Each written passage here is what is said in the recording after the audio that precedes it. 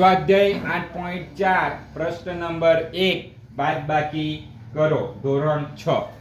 આપણે પ્રથમ દાખલો જોઈએ. પ્રથમ દાખલામાં આપણે 20.75 રૂપિયામાંથી 18.25 રૂપિયા શું કરવાના છે? બાદ કરવાના છે. તો 20.75 આપણે પ્રથમ લખીશું, એટલે કે 20.75 બરાબર. પહેલા આપણે શું કરવાનું? પ્રથમ તો પહેલા દશાંશ ચિહ્નની એક્ઝેક્ટ નીચે, એટલે કે એની લાઈનમાં બરાબર દશાંશ ચિહ્ન મૂકી દેવાનું. અને બીજી સંખ્યામાં જોવાનું કે દશાંશ ચિહ્ન પછી તરતનો અંક કયો છે? 2. તો 2 એ દશાંશનો અંક છે, એટલે ઉપર જે કોઈ દશાંશનો અંક હોય તેના નીચે મૂકી દેવાનું. તો દશાંશનો અંક કયો છે પ્રથમ સંખ્યામાં? તો 7. 7 ના નીચે 2 મૂકો. એ જ રીતે શતાંશનો અંક કયો છે? તો એટલે 5 છે, તો 5 ના નીચે 5 મૂકો બરાબર. પછી પોઈન્ટની આગળ, એટલે દશાંશ ચિહ્નની આગળ પ્રથમ અંક એકમનો અંક કહેવાશે. તો એકમનો અંક કયો છે? 8. ને પ્રથમ સંખ્યામાં 0 છે, એટલે 0 ની નીચે મૂકો. એ જ રીતે દશકનો અંક કયો છે? 1 બરાબર. પછી શું કરો? બંનેની બાદબાકી. ધ્યાન આપજો. 5 માંથી 5 જાય તો 0, 7 માંથી 2 જાય તો 5. દશાંશ ચિહ્નની જગ્યા ઉપર દશાંશ ચિહ્ન. 0 માંથી 8 ની જાય એટલે બાજુમાંથી દશક. તો 2 માંથી દશક લઈએ તો 2 ની ઉપર શું આવશે? 1. ને 0 ની ઉપર શું આવશે? 10.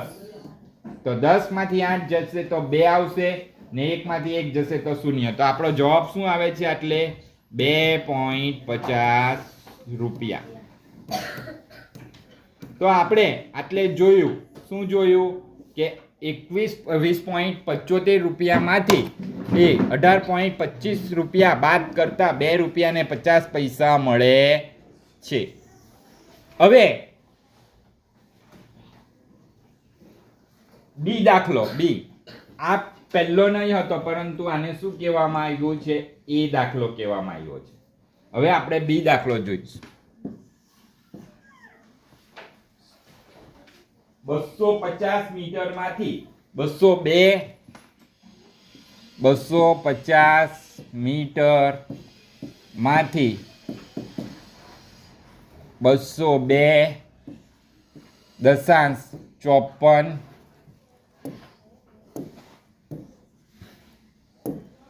202.54 મીટર શું કરવાનું છે? બાદ કરવાનું છે બરાબર. તો તમે કહેશો સર પ્રથમ સંખ્યામાં તો દશાંશ ચિહ્ન આવ્યું જ નહીં, ખાલી 250 જ આવ્યા.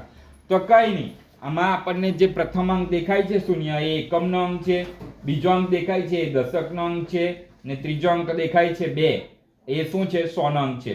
તો આટલે આપણને પૂર્ણાંક સંખ્યા આપેલી છે, દશાંશ અપૂર્ણાંક સંખ્યા આપી નથી. માટે આપણે 250 પછી દશાંશ ચિહ્ન લખી દેવાનું અથવા તો પાડી દેવાનું. હવે આ દશાંશ ચિહ્ન નીચે પ્રથમ દશાંશ ચિહ્ન લખો. લખી દીધું. તો આટલે તમે જોઈ શકો છો કઈ સંખ્યા છે? 202.54 છે ને. તો 202.54. તો 202 માં પ્રથમ 2 એકમનો અંક છે, 0 એ દશકનો અંક છે, અને 2 એ 100 નો અંક છે. તો 2 શું થયું? ચાલો તો આપણે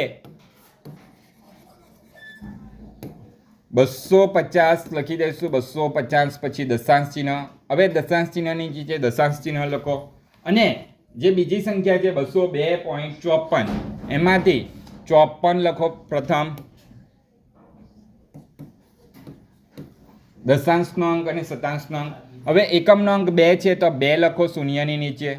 દશકનો અંક 0 છે તો એને 5 ની નીચે લખો, ને પાછો 100 નો અંક 2 છે એટલે 2 લખો. હવે જુઓ, આમ 250 માંથી 202.54 બાદ કરવાના છે. હવે 250 ની બાજુમાં કંઈ પણ નથી છે, કંઈ નથી ને, દશાંશ અને શતાંશનો અંક નથી. માટે શું લખવાનું? એટલે 0 0.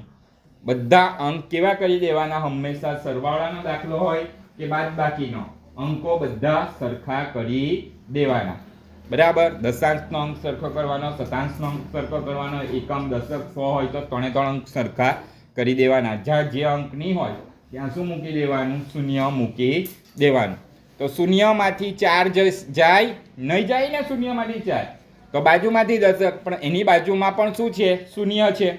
બધાનું ધ્યાન એટલે તો એની બાજુમાં પણ શૂન્ય છે, એટલે એમાંથી પણ દશક નહીં લઈ શકાય. તો આ 5માંથી દશક લઈશું તો 5ની ઉપર કેટલા આવશે? 4. ને એ બાજુમાં દશક આપીશું એટલે આટલે આવશે 10. પાછો 10માંથી દશક લઈશું એટલે એની ઉપર લખાશે 9, પછી પાછા 10, પાછા 10માંથી દશક લઈશું તો 9, ને આટલે શું લખાશે? 10.